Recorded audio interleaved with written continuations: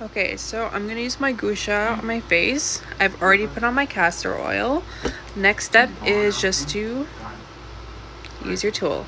So what I usually do, before I do this, I open up my lymph nodes just by giving them a massage, just so it drains properly. And then I take this tool here and I go like this 5 times.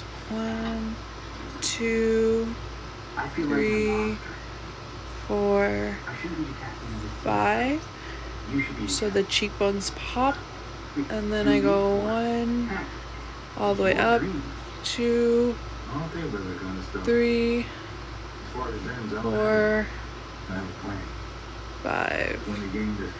And then I take this part, go like this, and drag it down so it all drains. And I try to bring it to my armpit so it drains properly.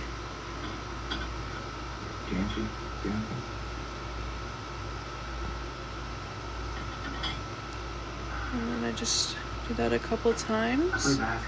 And I also use this part, and I kind of go like this into my nose, just helps drain it.